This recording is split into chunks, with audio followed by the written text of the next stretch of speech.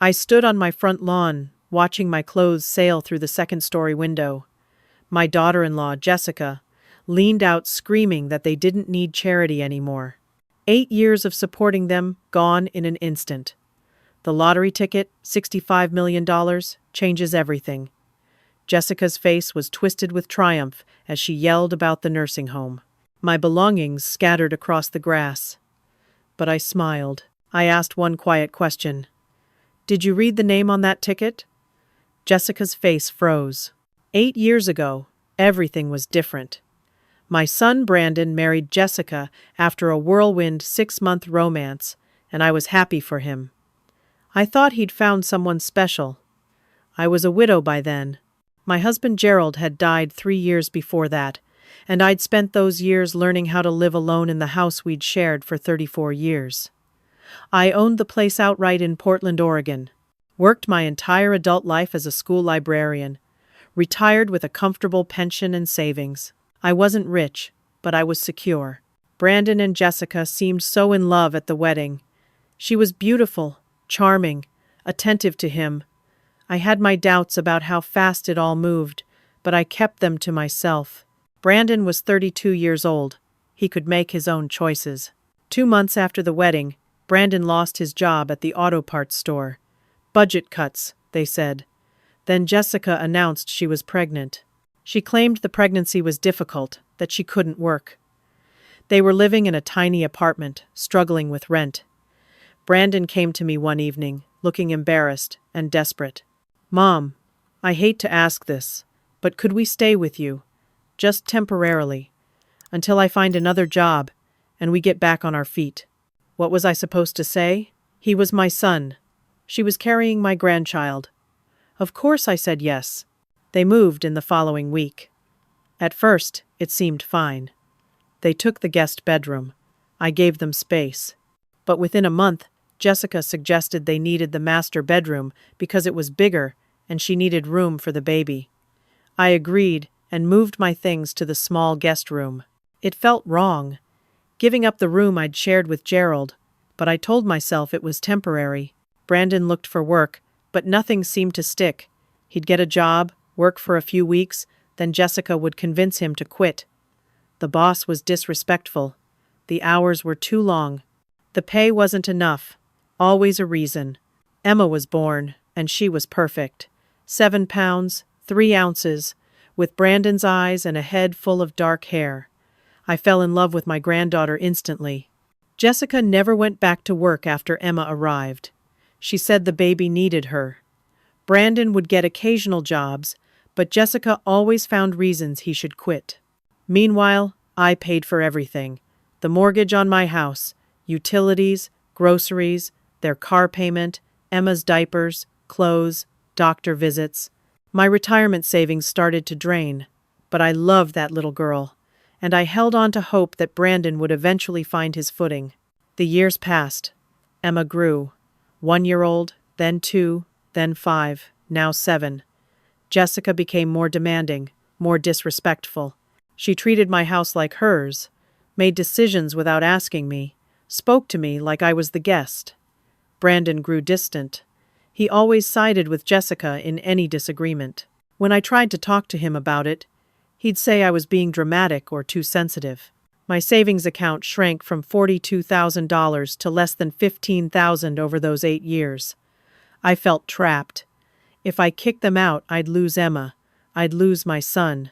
So I stayed quiet and paid the bills and watched my life savings disappear. 3 days before everything fell apart, I went grocery shopping like I did every week, Corner Market on Hawthorne Boulevard. I'd shopped there for years. Sam, the owner, knew me by name. After I paid for groceries, I saw the lottery display by the register. The jackpot was up to $65 million. On impulse, I bought 5 tickets. $25 total, charged to my debit card. I had a little superstition about lottery tickets. I always wrote my full legal name on them when I bought them. Tammy Rose Brennan. I did that with all 5 tickets that day, carefully writing my name in the space provided. Then I tucked them into the inner zippered pocket of my purse. At dinner that night, I mentioned casually that I'd bought lottery tickets. Jessica looked up from her phone and smirked. Waste of money, Tommy. But I guess it's your money to waste. For now. The comment stung, but I didn't respond. I just finished my meal in silence while Emma chattered about her day at school. The next night, I was in my room scrolling through my phone when I saw the lottery numbers posted. My hands started shaking as I pulled out my tickets and checked them one by one. The first 3 were losers.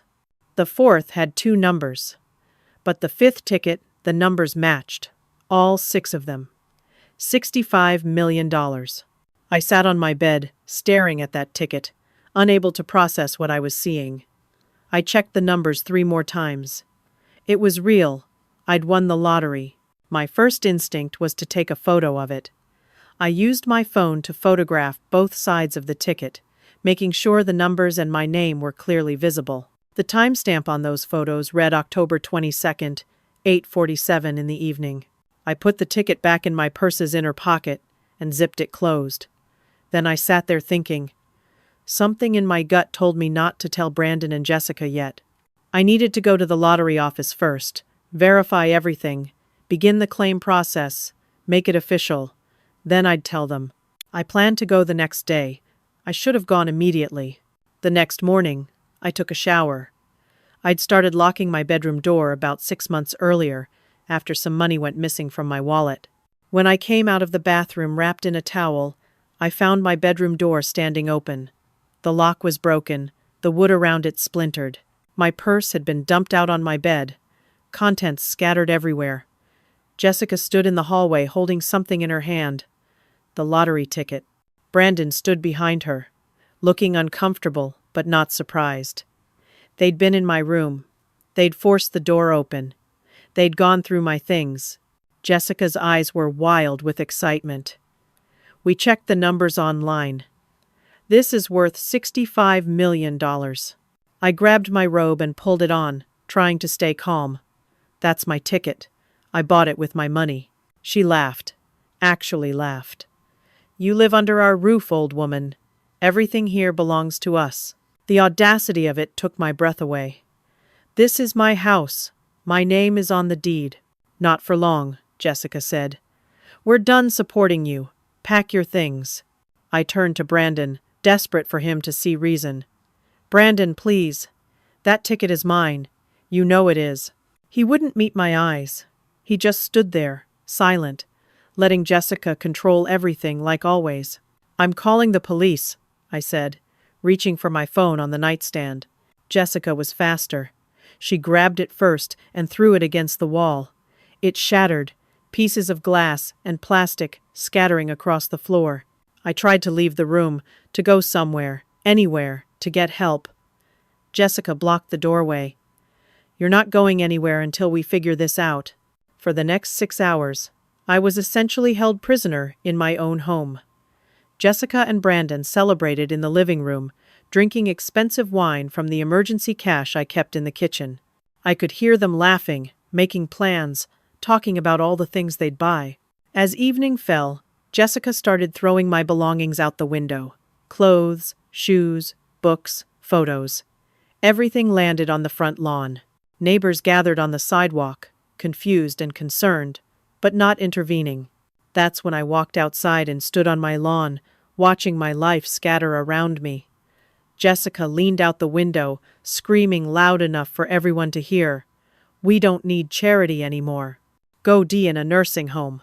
I looked up at her triumphant, twisted face. And I smiled. Because I knew something she didn't. Did you read the name on the ticket? Her celebration stopped. She looked down at the ticket in her hand, really looked at it for the first time. I watched her face pale, then flush red with rage. The ticket clearly showed my name in the official handwriting, Tammy Rose Brennan. I don't care whose name is on it, she shouted. You're too old, too stupid. We'll figure it out. Brandon finally spoke. Mom, just let us have this. You've had your life. We deserve this chance. In that moment, I realized my son was truly lost to me. The boy I'd raised, the man I'd supported for 8 years, was gone. Jessica had poisoned him completely. She disappeared inside for about 15 minutes. When she came back to the window, she had a laptop and a triumphant expression. "I've been researching. Oregon allows lottery winners to remain anonymous. And identity theft is easier than you think, especially when I already have access to all your documents." My blood ran cold. "I have your birth certificate, social security card, passport, everything," she continued. "You kept them all in your desk drawer. I've had 8 years to prepare for an opportunity like this." Brandon nodded along, fully complicit now. Then Jessica did something I didn't expect. She called the police herself. When the officers arrived, she told them I was trespassing and becoming violent due to dementia. She was calm, reasonable, concerned. I was disheveled, desperate, emotional. They believed her. They escorted me from my own home with nothing but the clothes on my back and my destroyed phone. As the police car pulled away, I looked back and saw Jessica in the window, holding my ticket, smiling. The officers dropped me at a bus stop a few blocks away and told me to work it out with my family. It was October in Portland, and the temperature was dropping. 42 degrees and getting colder. I had no phone, no money, no identification. Everything was still in that house. I walked to my neighbor's house. Margaret had lived next door for 12 years. We'd had coffee together, watched each other's homes during vacations. Surely she'd help me. I knocked on her door. I could see lights on inside, saw her shadow pass by the window, but she didn't answer. I knocked again, called her name. Nothing. Later, I learned that Jessica had already been to see her, told her I had violent dementia, that I might show up confused and aggressive. Margaret was scared of me. I tried 2 other neighbors, same result. Jessica had poisoned them all against me. That night, I slept on a bench in a nearby park. I didn't sleep, really. I shivered in the cold, watching the hours pass, trying to understand how my life had come to this. 24 hours ago, I'd won $65 million. Now I was homeless. When the sun came up, I was exhausted and freezing. I walked to the public library, the one where I'd worked before retirement. My former colleagues barely recognized me. I was disheveled, my hair a mess, my clothes wrinkled from sleeping outside. But they let me use the public computers. I logged into my bank account with shaking hands. My checking account showed 0 balance. Yesterday, it had $11,300. My savings account, the same, 0. It had held $42,000. The transfer history showed everything had been moved to an account in Brandon's name yesterday morning at 9 o'clock. The same time I'd been in the shower, before they found the lottery ticket. That's when I understood. This wasn't opportunistic. They'd been planning to rob me. The lottery ticket just gave them an excuse to finally execute their plan. I walked 2 miles to the police station. My feet hurt. I was hungry, thirsty, exhausted, but I needed to report what had happened. The officer at the desk listened to my story with increasing skepticism. "Do you have identification?" he asked. "No, it's all in the house." "Proof of ownership?" "All my documents are in the house." He turned to his computer and pulled up property records. His expression changed. "Ma'am, according to county records, this property was transferred to Brandon Michael Brennan and Jessica Ann Brennan 8 months ago." I felt the floor tilt beneath me. "That's impossible. I never signed anything." He showed me the screen. There was a notarized deed transfer, dated February 15th. My signature was on it, or what looked like my signature. "That's not my signature," I said. "That's a forgery. Check the notary records." He said he'd investigate, but it would take time. Weeks, maybe months. He also warned me not to go back to the property, or I'd be arrested for trespassing. In the property I'd owned for 34 years, a social worker at the station gave me a card for a women's shelter. I took the bus there, using tokens they provided. The intake process was humiliating. A delousing shower, a health screening. They gave me a bag for my belongings, but I had no belongings. I was assigned to a room with 11 other women, all of us sleeping on thin mattresses on the floor. One woman, Shanice, was 58. She'd lost her home to medical debt after cancer treatment. She befriended me that first night, sharing her dinner of cafeteria soup and bread. "The system doesn't work for people like us," she told me. "No identification, no proof, you don't exist." The next day, I went to my bank. I'd been a customer there for 28 years. Patricia, the branch manager, knew me. When she saw me walk in, her face showed pity. "Tommy, I'm so sorry," she said, leading me to her office. "Your son came in yesterday with power of attorney documents. Everything was in order. We had to release the funds. I never signed a power of attorney." She showed me the documents. They looked official, notarized, with what appeared to be my signature. The same notary who'd done the deed transfer. "The documents were perfect," Patricia said. "We had no reason to doubt them. Your son seemed very concerned about you. He said you'd been having memory issues." She pulled up security footage from yesterday. Brandon walking into the bank alone, confident, prepared. He'd known exactly what he was doing. "I need a lawyer," I said. "You'll need money for a retainer," Patricia said gently. "Usually several $1,000s up front." I didn't have several $1,000s. I didn't have anything. I spent the rest of the day walking to law offices. 3 different ones. Every attorney wanted money up front, money I didn't have. One paralegal took pity on me and suggested legal aid. I went there. They had a 6-week wait for an appointment. The lottery ticket had to be claimed within 180 days of the drawing. 3 days had already passed. I didn't have 6 weeks. That evening, against the police warning, I walked past my house. I had to see it, had to know what was happening there. I stayed in the shadows, hiding behind a tree across the street. The house looked different already. New curtains in the windows. My flower garden in front had been torn up. Jessica's car in the driveway, but not her usual car. A BMW, expensive. Where had they gotten the money for that? They must have used my savings, the money they'd stolen from my accounts. Through the living room window, I could see Emma. My granddaughter was laughing at something on television. Brandon and Jessica were packing boxes. It looked like they were preparing to move. I waited until Brandon came out to take the trash to the curb. I approached him in the dark driveway. "Brandon, please. I'm your mother.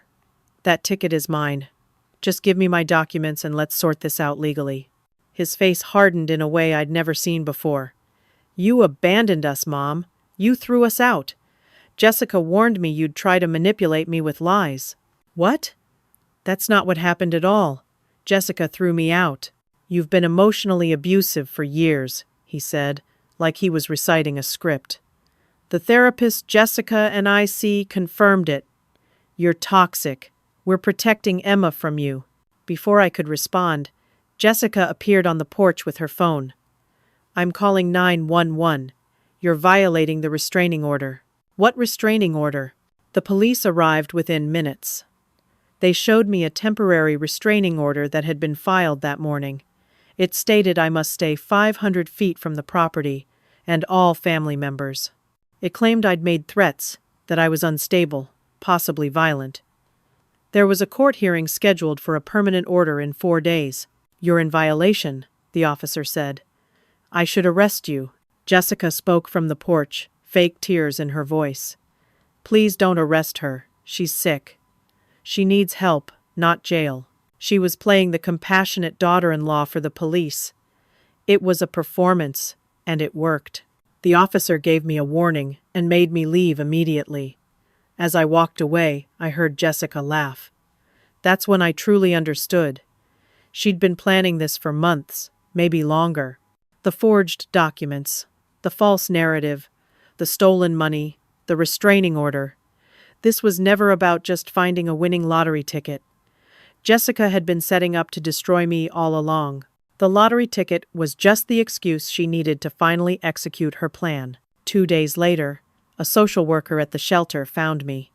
Angela was young, maybe 30, with kind eyes and a clipboard full of papers. "Tammy, these came for you. Court documents." She handed me 2 sets of papers. The first was for the restraining order hearing in 2 days. The second made my stomach drop. It was a petition for guardianship, filed by Brandon and Jessica, claiming I was a danger to myself and others, showing signs of advanced dementia, and needed supervised care. Attached was a statement from Dr. Raymond Porter, a geriatric psychiatrist, stating he'd evaluated me and found me incompetent. "I've never seen a Dr. Porter in my life," I said. Angela's face showed concern. "These cases are hard to fight without representation. If they get guardianship, they control everything about your life. Where you live, your medical care, your finances, everything." I spent the next hour at the library computer researching guardianship abuse. What I found terrified me. Story after story of families institutionalizing relatives to control their assets. Once guardianship was granted, victims lost all rights. They couldn't sign contracts, access money, make decisions, or even leave the facility they were placed in. Guardians could sell property, drain accounts, all legally. The system was designed to protect vulnerable people, but it was easily exploited. Reversing guardianship took months or years. By then, assets were usually gone. The restraining order hearing came first. I appeared in court looking exactly like what I was, a homeless woman who'd slept in a shelter. No lawyer, no clean clothes, no hope. Jessica arrived with Brandon and an attorney named Robert Schaefer. He wore an expensive suit and carried a leather briefcase. The judge was Thomas Hartford, 68 years old, stern and impatient. Jessica testified first, crying perfectly on cue. She described years of verbal abuse, paranoid delusions, threats. She presented text messages I'd supposedly sent, but I'd never written them. She had statements from neighbors who said I was unstable. She showed photos of me trespassing at the house, photos from when I still lived there. Brandon testified next, confirming everything Jessica said. He added that I often forgot conversations, didn't recognize reality, accused them of impossible things. When it was my turn, I told the truth. But even to me, I sounded desperate. I had no evidence, no witnesses, no lawyer to cross-examine their lies. The judge took a 15-minute recess. During that break, I went to the bathroom. On my way back, I passed through a hallway and overheard Jessica talking to her lawyer. "The guardianship will be easier," Schaefer was saying. "I've worked with Dr. Porter before. His evaluations always go our way." "How much will the whole thing cost?" Jessica asked. $200,000 for my fees through the guardianship process. Dr. Porter gets $50,000 for the evaluation and testimony. The judge won't question a certified geriatric psychiatrist. "That's fine. We'll have $65 million soon enough." "You're sure you can claim the lottery money? The name issue?" "I have everything I need." Her documents, perfect forgeries. The Lottery Commission will never know. I stood frozen in the hallway, my heart pounding. The lawyer was part of the conspiracy. They were coordinating everything. When court resumed, the judge granted a permanent restraining order for 1 year. I had to stay 500 feet from the property and all family members, including Emma. Violation meant jail time. I tried to tell the judge what I'd overheard. He cut me off. "That's hearsay. And frankly, it sounds like paranoid thinking, Miss Brennan. You're not helping your case." Schaefer smiled as they left the courthouse. Jessica whispered something to him and laughed. 2 days later, I received notice of my mandatory psychiatric evaluation with Dr. Porter. If I didn't appear, the judge could rule against me automatically. I had no choice. Dr. Porter's office was in an expensive building downtown. The waiting room was cold and clinical. When he called me in, he barely looked at me. He was 55 maybe, with slick hair and a detached manner. He conducted standard cognitive tests. I answered everything correctly. I knew the date, the location, the president's name. I could count backwards from 100 by sevens. I remembered word lists. I drew a clock perfectly. He barely looked at my answers. Instead, he asked leading questions. "Do you sometimes forget where you are?" "No." Do family members seem like strangers? No. Do you feel people are conspiring against you? I tried to explain the actual conspiracy, the forged documents, the stolen money, the coordinated attack on my life. That's a common paranoid delusion in dementia patients, he said, making notes. Believing family members are stealing from them. The evaluation lasted 30 minutes. At the end, he said, "I'll file my report with the court. You should prepare yourself for the likelihood of supervised care. It's really for the best." I'm completely competent. You know I am. Denial is also a symptom, I'm afraid. 2 days later, Angela showed me his report. According to Dr. Porter, I showed clear signs of progressive dementia, paranoid delusions, inability to manage my own affairs, and posed a danger to myself and others. He recommended immediate guardianship and supervised care facility placement. Every single statement was a lie, but it looked official, professional, compelling. I tried to investigate Dr. Porter using the library computers.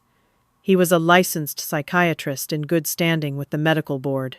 But deeper searching revealed 3 complaints filed against him over the past 8 years.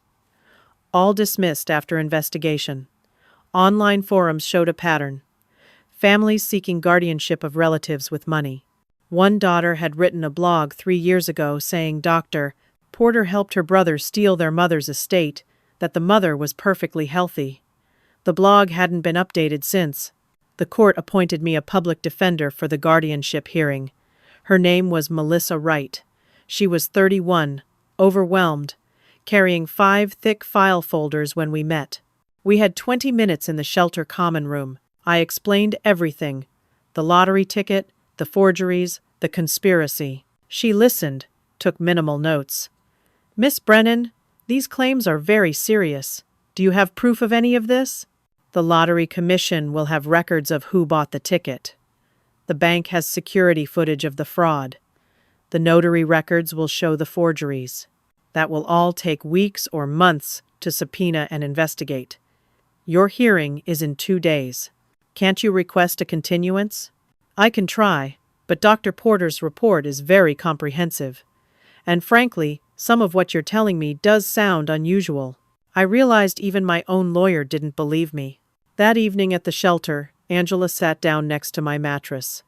She looked hesitant, scared. "Tammy, I need to tell you something. I probably shouldn't." She handed me a business card from Melissa Wright. On the back, in Angela's handwriting, was a note. "She's working with them. I overheard her on the phone with Jessica's lawyer. I'm so sorry." I stared at the card, unable to process it. Even my court-appointed defender was corrupt, part of the conspiracy. "They're going to institutionalize you," Angela whispered. "Once you're in, you'll never get out. Not until they've taken everything." "What do I do?" She shook her head. "I don't know. I've never seen anything this coordinated. Run, maybe. But where?" I didn't sleep that night. The hearing was in 36 hours. I was about to lose my freedom, my identity, everything, while Jessica walked free with $65 million that belonged to me. The guardianship hearing was a nightmare. Judge Hartford presiding again. Jessica, Brandon, and Schaefer on one side. Me with Melissa Wright, who barely made eye contact. Dr. Porter testified as an expert witness. He was confident, professional, lying smoothly. Melissa asked him 2 weak questions on cross-examination. Brandon testified about incidents that never happened. Tommy leaving the stove on, getting lost, forgetting his name. All lies, but he delivered them convincingly. Jessica cried as she testified about loving me, wanting what was best, fearing for my safety. Schaefer presented forged financial records showing I'd drained my own accounts through erratic spending, gambling addiction, giving money to scammers, all fabrications, but documented in fake bank statements. When Melissa put me on the stand, I testified clearly, coherently, desperately. Under Schaefer's cross-examination, he made me sound paranoid. "Do you believe your own son is trying to hurt you?" he asked. "No, I believe my daughter-in-law has manipulated him." "So there's a conspiracy against you?" "Yes, but it's real." To the judge, It must have sounded like textbook paranoid delusion. After 30 minutes of deliberation, Judge Hartford returned with his ruling. This is always a difficult decision. However, given Dr. Porter's expert evaluation, the concerning financial irregularities, and Miss Brennan's apparent paranoid ideation, I'm granting temporary guardianship to Brandon Brennan and Jessica Brennan for 90 days. No, Your Honor, please. I tried to stand. Miss Brennan will be placed in supervised care at Meadowbrook Senior Living Facility effective immediately. The guardians will manage her affairs and make medical decisions. We'll reconvene in 90 days for review. He banged his gavel. It was over. 2 facility staff members, Carlos and Janet, escorted me out. They drove me 45 minutes outside Portland to Meadowbrook. From the outside, it looked nice. Landscaped grounds, modern building. Inside, it was an institution. Sterile, locked doors everywhere. During intake, they wanted to start me on antipsychotic medication for my delusions. I refused. The nurse said the guardians could authorize forced medication if necessary. My room was small, shared with another woman named Ruth, who was 84 with actual dementia. The door didn't lock from inside. The windows didn't open. I was in a prison. The facility ran on a strict schedule. Meals at set times, activities, medication times. Staff treated all residents like children, regardless of our capacity. I tried to explain my situation to nurses, aides, anyone who would listen. They'd all read Dr. Porter's report. Everything I said was interpreted as paranoid delusion. I wasn't allowed to use the phone. Guardians had requested restricted communication, no computer access, no leaving the grounds. I was under involuntary hold, completely cut off from the outside world. I met 3 other women who seemed sharp. Linda, 71, Carol, 68, and Susan, 73. We ate together in the dining hall. "Welcome to the warehouse for inconvenient mothers," Linda said. All 3 were there under guardianships. Carol's daughter wanted her condo. Susan's son's wife convinced him his mother needed care. Linda had tried to fight it, even hired a lawyer with secret cash. The judge didn't care. They'd all been there over a year. None had hope of getting out. 2 weeks into my stay, I was watching television in the common room. A news segment about lottery jackpots came on. The reporter mentioned the $65 million jackpot from October 21st remained unclaimed. Winners had 180 days to claim. Today was November 3rd. That meant 167 days left. But more importantly, Jessica hadn't claimed it yet. Why not? I became friendly with a young aide named Marcus. He was 24, kind, and seemed to see residents as actual people. Over several days, I built trust with him. Finally, I asked if he could help me look something up online. He was hesitant but agreed. I asked him to check the Oregon Lottery Commission website for claim requirements. He brought printed information the next shift.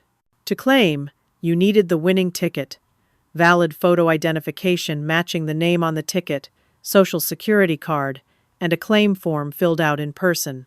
All claims had to be made in person at the commission office in Salem. Security measures were in place. Photo taken, biometric scan, verification process. That's why Jessica hadn't claimed yet. She needed perfect forgery, or to somehow legally become me. Then I understood her full plan. With guardianship, she controlled my identity legally. She could get new identification cards issued in my name. She could sign my name legally. She could access all my documents and rights. The guardianship wasn't just about stealing my assets. It was about stealing my entire identity to claim the lottery. Once she had the money, she'd probably move me to a worse facility far away, or worse. 3 weeks in, Schaefer visited Meadowbrook. He met with me in a private room with the facility director present. He brought paperwork transferring my teacher's pension to the guardian's control, documents selling my house, documents liquidating my retirement accounts. "I won't sign these," I said. "You don't have to. Your guardians can sign on your behalf. I'm just informing you as a courtesy." He showed me the house listing. $450,000. Buyer already lined up, closing in 3 weeks. Brandon and Jessica would pocket everything. That's my house. I never transferred it to them. The county records show otherwise. This is all legal, Miss Brennan. I lunged at him, desperate and furious. Staff restrained me. Schaefer left, unfazed. The director said my outburst would go in my record, proving I needed to be there. After that incident, the facility doctor ordered antipsychotic medication for my own safety and the safety of others. I refused. 3 staff members held me down and gave me an injection of haloperidol. Within hours, I was groggy, confused, unable to think straight. This continued for 5 days. I lost track of time, couldn't form coherent plans. The medication controlled me, kept me compliant. On the 6th day, drugged and despairing, I sat in the common room. A new resident arrived. Her name was Grace, 65 years old. She was sharp-eyed, alert, observing everything. She sat next to me and whispered, "They have you on the heavy stuff, don't they?" I nodded groggily. "I'm not really a resident. I'm a patient advocate. I investigate facilities for elder abuse. Someone filed an anonymous complaint about Meadowbrook." I tried to focus through the medication fog. "Help me.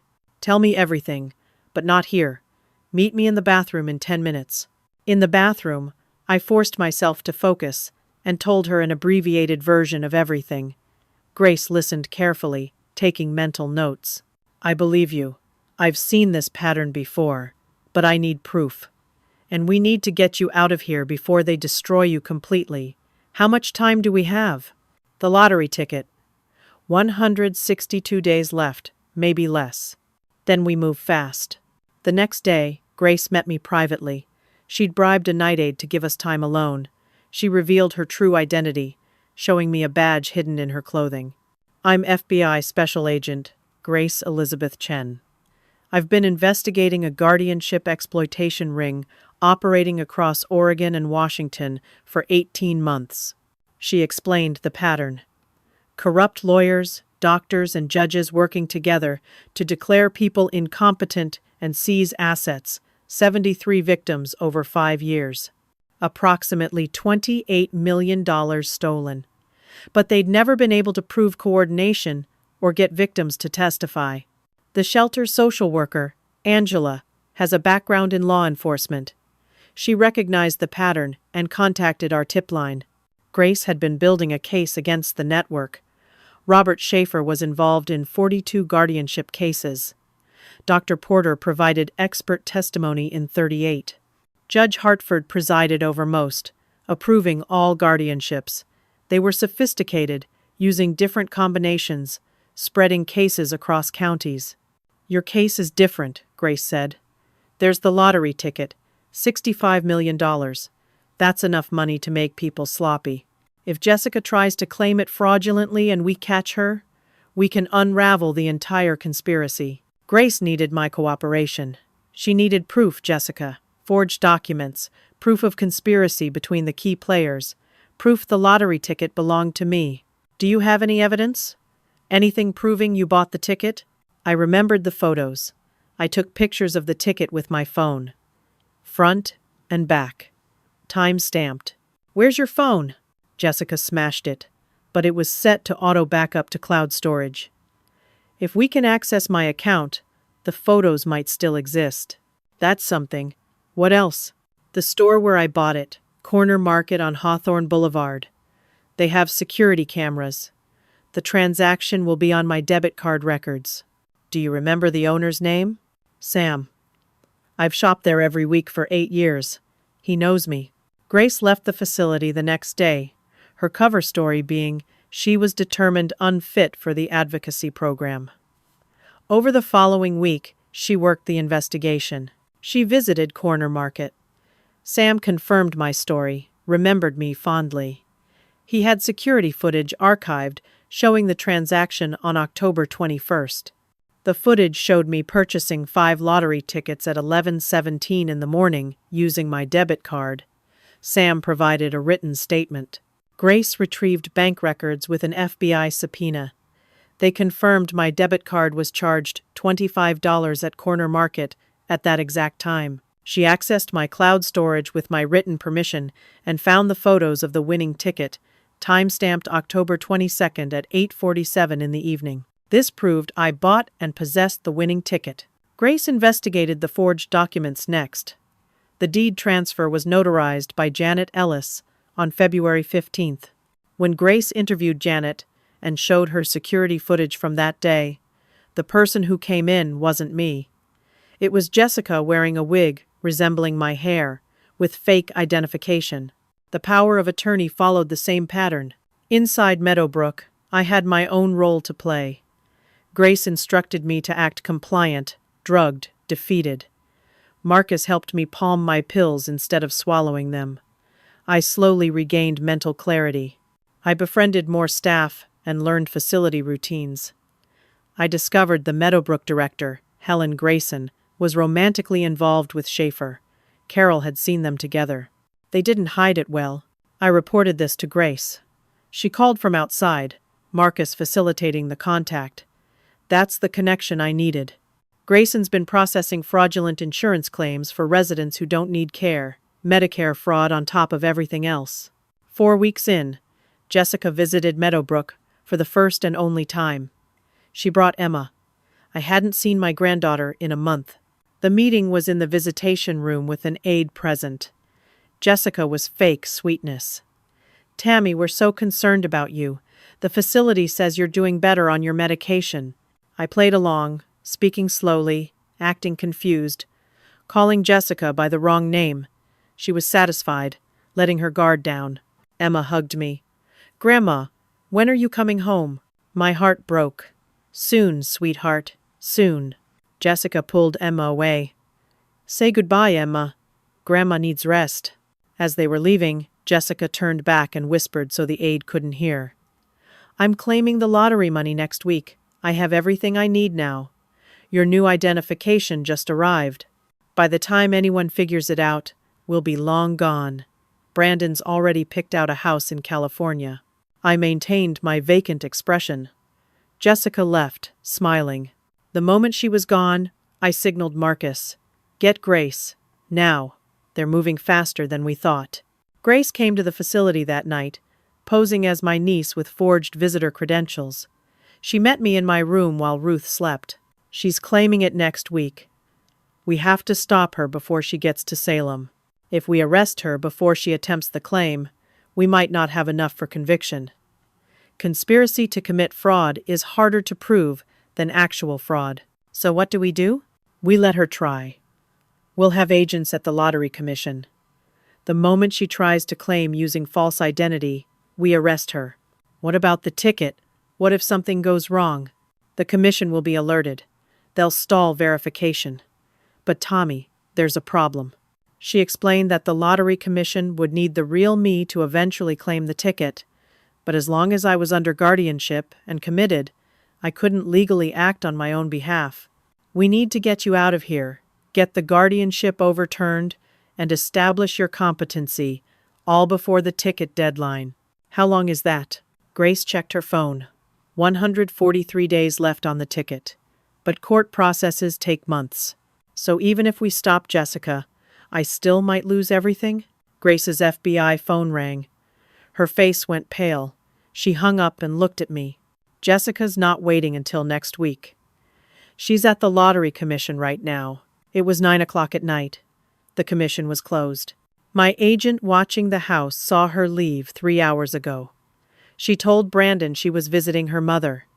We thought she meant her own mother in Seattle, but she drove to Salem. Grace made frantic calls. Jessica had called the Lottery Commission claiming emergency circumstances. They'd agreed to an after-hours appointment tomorrow morning at 6. She's smart. She's trying to claim it before we can stop her. Can you get there in time? Yes, but there's a problem. If Jessica is arrested, the conspiracy case might collapse. Schaefer, Porter, and Hartford will claim they were deceived, just doing their jobs. Without evidence tying them together in active conspiracy, most will walk. I need to make a decision. Do I stop her tomorrow and save your lottery ticket but possibly lose the bigger case? Or do I let her claim it, gather more evidence, and risk you losing the money? I didn't hesitate. Let her claim it. Are you sure? $65 million. I don't care about the money anymore. I care about justice. I care about Carol, Linda, Susan, and all the others. And I care about making sure Jessica and everyone who helped her pays. If we do this, there's a chance the money disappears into legal limbo for years. Then that's what happens. Stop her. Grace made the call. FBI would intercept tomorrow at the commission. Full tactical team. Arrest Jessica, Schaefer if he was with her, anyone else involved. What about me? You stay here one more day. Play it safe. The moment Jessica is arrested, I'll start proceedings to get you released. I'll testify about the investigation. We'll emergency appeal the guardianship. You'll be out in 72 hours, I promise. And then? Then you claim your lottery ticket. And you get your life back. 6 o'clock in the morning, Oregon State Lottery Commission headquarters in Salem. FBI surveillance team in place. Grace leading the operation. She and 3 other agents were inside the commission building, undercover. 2 agents sat in vehicles outside. Jessica arrived at 5:53 in a rental car. Grace watched from her position inside. Jessica was dressed conservatively, hair styled like mine, minimal makeup, trying to look like a 67-year-old woman. She carried a folder with documents, identification, and the lottery ticket. Jessica checked in at security. Grace was posing as a commission security supervisor and watched her pass through the metal detector. Jessica was nervous, but contained. She was escorted to the claims verification office. Before Jessica entered, another person arrived at the commission entrance. Grace's radio crackled. "We have a problem. Judge Hartford just arrived." Grace cursed under her breath. "What? He's a sitting judge. We can't stop him from being here." Hartford entered and joined Jessica. They clearly knew each other well, comfortable with each other. Hartford told security he was there to provide character witness for Miss Brennan, a longtime family friend. This was brilliant and devastating. A sitting judge vouching for identity made everything harder. Grace realized why Jessica had delayed. She'd been coordinating Hartford's involvement. Hartford was risking everything because his cut of $65 million was worth it. Jessica and Hartford entered the verification office. Grace and another agent observed through one-way glass. The claims officer, William Chen, was 45, thorough, professional. He'd been briefed by FBI to proceed normally. Verify everything. Give them time. Chen began the standard verification process. Jessica presented everything. The lottery ticket, driver's license, showing her photo but my name, social security card, birth certificate, claim form filled out in handwriting, matching my signature. The forgeries were perfect, professional grade. Chen examined each document carefully. Jessica explained she was claiming her winnings, that she'd bought the ticket on October 21st. Chen said he'd need to verify a few things, approximately 30 minutes. Jessica smiled. "Of course. I've waited this long." Chen went to the back office where Grace waited. "Everything looks legitimate on the surface, but I can spot tells in the forgeries. The social security card's lamination is slightly wrong. The driver's license hologram is a generation old, but without forensic analysis, I can't refuse the claim. Stall. Ask more questions. We need more evidence of active fraud." Chen returned and asked Jessica detailed questions about her life, work history, education. Jessica answered perfectly. She'd memorized my biography. She described my career as a school librarian, named the schools, the years of service. She'd done her homework. Hartford interjected. "I've known Tommy for 15 years. This is definitely her. I can vouch, absolutely." Chen said he had to follow protocol despite Hartford's presence. Hartford's involvement made the commission staff intimidated. "Miss Brennan, for security purposes, we need to take your photo and fingerprints. Standard procedure for large claims." Jessica hesitated. This wasn't in her plan. Hartford said it wasn't necessary, since he was vouching for her identity. Chen insisted. "I'm sorry, Your Honor, but Oregon law requires it for any claim over $1 million. Jessica agreed, saying she had nothing to hide. She posed for a photo that looked nothing like me despite her styling. She gave fingerprints. "These will be verified against your driver's license records," Chen said. Jessica paled. "How long does that take?" "Usually 72 hours." 72 hours? I was told I could get the claim processed today. Initial verification today, yes, but full processing takes time. For $65 million, we have extensive protocols. Chen's phone rang, orchestrated by the FBI. He listened, his face showing concern. He told Jessica there was a complication. The system flagged a potential issue with her social security number, showing it was being used in an active guardianship case. Jessica froze. Hartford stepped in, claiming it must be a system error. Chen said he needed to verify and left the office again. In the back, Grace's phone rang. It was Marcus from Meadowbrook, panicked. "Agent Chen, Tammy's gone. She's not in her room. The facility is in lockdown. They think she escaped." Grace felt her stomach drop. "What? How?" "I don't know. She was in her room an hour ago. Now she's gone. Facility called police. They're searching the grounds. Tammy wasn't supposed to leave. This could ruin everything. If she was found wandering, it validated the incompetency claim. If she came here, Jessica and Hartford might flee." 20 minutes later, security called Grace to the front entrance. "There was a situation.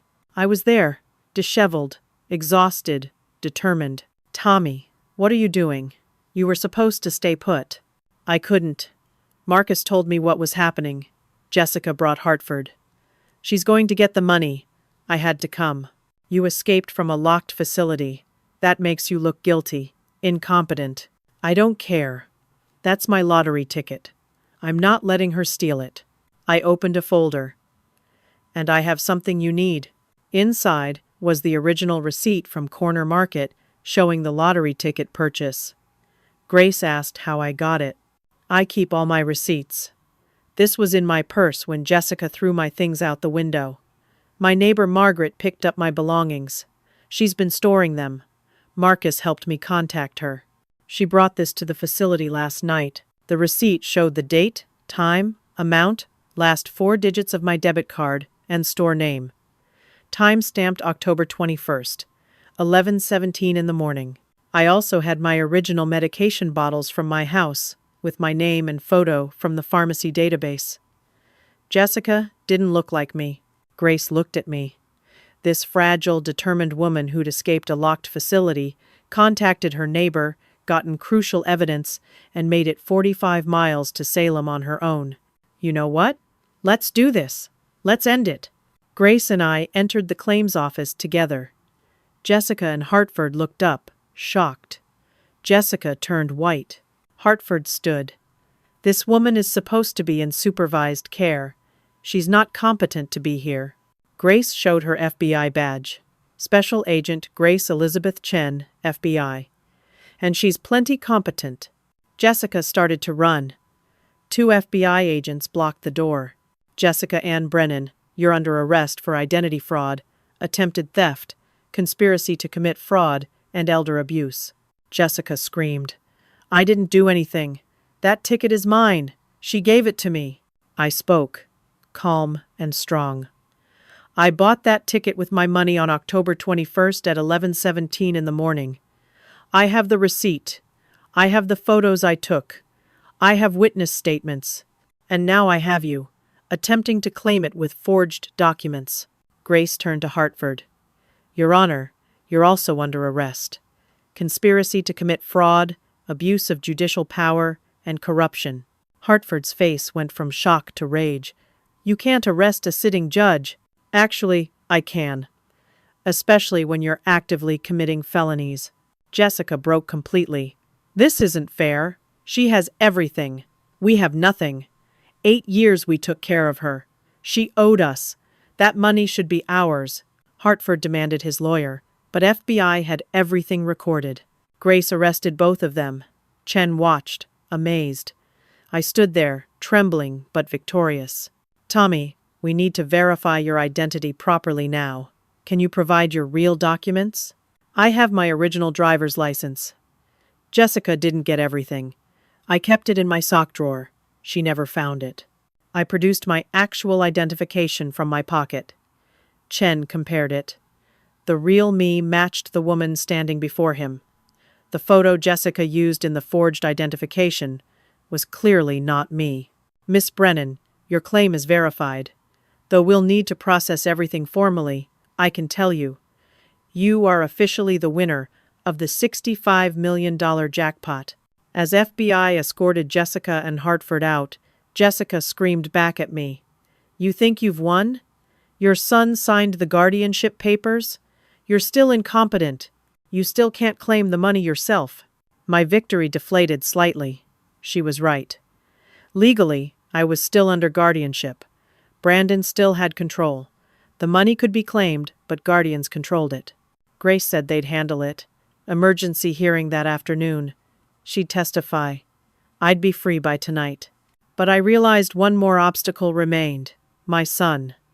The guardianship required both guardians to sign away control. Jessica was arrested, but Brandon was still out there, and he still believed I was the villain. The emergency hearing happened that same afternoon. Grace expedited everything. A new judge presided, Patricia Morrison, 56 years old, no nonsense, with a clean record. Hartford had recused himself by getting arrested. I appeared with a real attorney, someone FBI connected me with through legal aid. We presented evidence. The FBI investigation, Jessica's arrest, proof of the conspiracy, proof of my clear competency. Dr. Porter's fraudulent evaluation was exposed. But the problem remained. Brandon had to be present to dissolve the guardianship. He was nowhere to be found. FBI located Brandon at the house, my house. He was packing, planning to flee. Agents brought him to the courthouse. He wasn't arrested, just required to appear. Brandon arrived confused, angry, defensive. He saw me in the courtroom. Mom, what's going on? They said Jessica was arrested? There must be a mistake. My heart broke. He still didn't see the truth. Grace testified about the investigation. She revealed Jessica's planning, the forged documents, the conspiracy ring. Brandon listened, his face cycling through denial, confusion, and anger. Evidence was shown. Security footage of Jessica forging my signature. Bank records showing she drained my accounts before finding the lottery ticket. Timeline proving she'd orchestrated everything over 8 months. Attorney fees, Dr. Porter's payment, Hartford's involvement. It was overwhelming, undeniable. Brandon finally understood. He'd been manipulated for years. Jessica never loved him. She was using him to get to my assets. The lottery was just the final prize. Everything he'd believed about me was lies. Every fight, every manipulation, every poisoned word. He broke down crying in the courtroom. Mom, I don't know what to say. What have I done? Judge Morrison asked if he consented to dissolving the guardianship of his mother. Yes, absolutely. She never needed it. I was so stupid. I'm so sorry. He signed the dissolution papers. The judge officially dissolved the guardianship. I was restored to full legal competency and autonomy. In the courthouse hallway afterward, Brandon approached me hesitantly. I saw my son, broken, ashamed, lost. I know you can't forgive me. I wouldn't forgive me. I let her turn me against you. My own mother. I signed papers to lock you away. I helped her steal everything from you. I was silent for a long moment. Then I said, Brandon, you were manipulated by someone who is very, very good at manipulation. She fooled lawyers, doctors, judges. Why wouldn't she fool you? Because I'm your son. I should have known. I should have trusted you. You should have. But you didn't. And that hurt more than anything else. What happens now? Now we figure out how to heal. If that's possible. 2 days later, I returned to the Oregon State Lottery Commission. This time with Grace, my attorney, and Brandon. We went through the proper verification process. William Chen processed my claim officially. I held the check. $65 million before taxes, approximately $42 million after. It was surreal, overwhelming.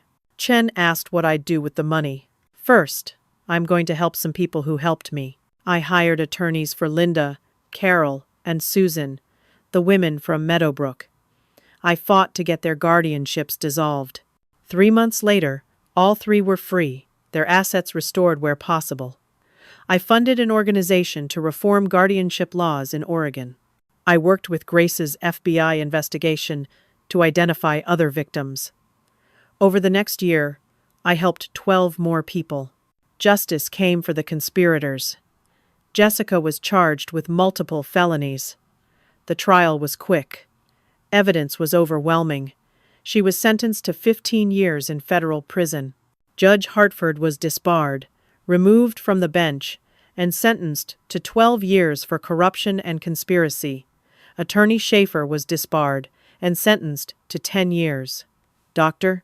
Porter had his medical license revoked and was sentenced to 8 years. Meadowbrook director Helen Grayson had her facility license revoked and was sentenced to 6 years for Medicare fraud and conspiracy. The conspiracy ring was dismantled. Grace's investigation eventually identified 89 total victims. The sale of my house had been stopped before closing. Jessica couldn't sign after her arrest. I reclaimed my home legally, but I discovered I didn't want to live there anymore. Too many bad memories. I sold it myself for $450,000 and bought a smaller, beautiful cottage in Astoria, Oregon, with ocean views. A fresh start, 2 bedrooms, one for me, one for Emma to visit. Brandon filed for divorce from Jessica. He got full custody of Emma. Jessica's parental rights were eventually terminated. Brandon enrolled in therapy to process everything. Slowly, carefully, he and I rebuilt our relationship. It wasn't easy. Trust was shattered. But we worked at it. Weekly dinners, family therapy sessions, honest conversations. Brandon got a steady job as a warehouse manager with good benefits. I helped him financially, but with boundaries. I paid for Emma's education fund and helped with rent, but Brandon had to earn his own way. Over time, our relationship healed, though it would never be quite what it was. I spent time with Emma every week. I took her to the ocean, taught her about books, gave her stability. Emma was confused about everything that happened, but children are resilient. With therapy and love, she adjusted. I made sure Emma knew that families can fail you, but they can also heal.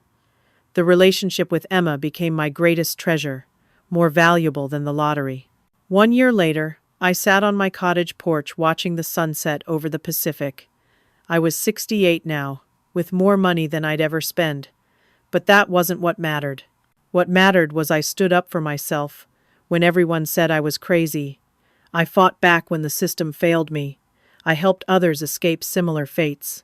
I saved myself.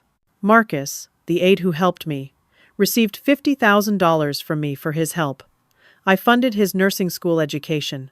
He graduated and became a geriatric nurse, specializing in patient advocacy. We stayed friends. Angela, the shelter social worker, received a $200,000 donation for the homeless shelter.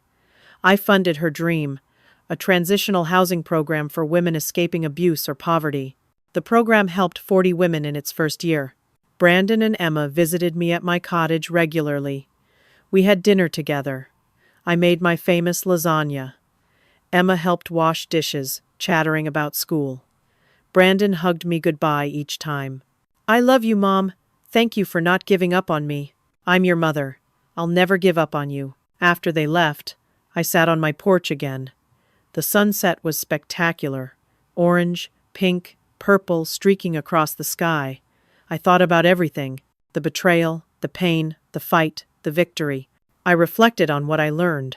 Sometimes the people closest to you will hurt you most. Greed can corrupt even family bonds. The system designed to protect can be weaponized to harm. But through it all, you must never stop fighting for truth. Your voice matters, even when everyone says you're crazy. Standing up for yourself isn't selfish. It's survival. Money doesn't heal wounds, but justice helps. Forgiveness is possible, but it takes time and work. And sometimes the greatest gift is simply knowing your own worth. I whispered to myself, watching the sun disappear into the ocean. I won the lottery twice.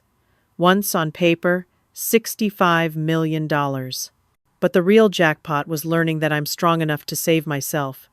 That when everything was stripped away, my home, my family, my freedom, my dignity, I still had me, and I was enough. I smiled. The waves crashed below. Tomorrow I was having lunch with Linda, Carol, and Susan. Next week, Emma's school play. Next month, testifying before the state legislature on guardianship reform. Life isn't perfect, but it's mine.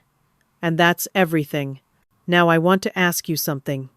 Have you ever had someone you trusted betray you in a way that made you question everything? How did you find the strength to stand up for yourself? Share your story in the comments below. Your experience might help someone else who's going through something similar. If this story touched your heart or opened your eyes to the issue of elder abuse and guardianship exploitation, please hit that like button. Subscribe to hear more stories about real people fighting real injustice. And share this with someone who needs to hear that they're strong enough to save themselves too. Thank you for listening to my story. I hope it reminds you that no matter how dark things get, no matter how powerless you feel, you always have the strength within you to fight back. Never give up on yourself. You matter, your voice matters, and you deserve justice. Until next time, take care of yourselves and each other.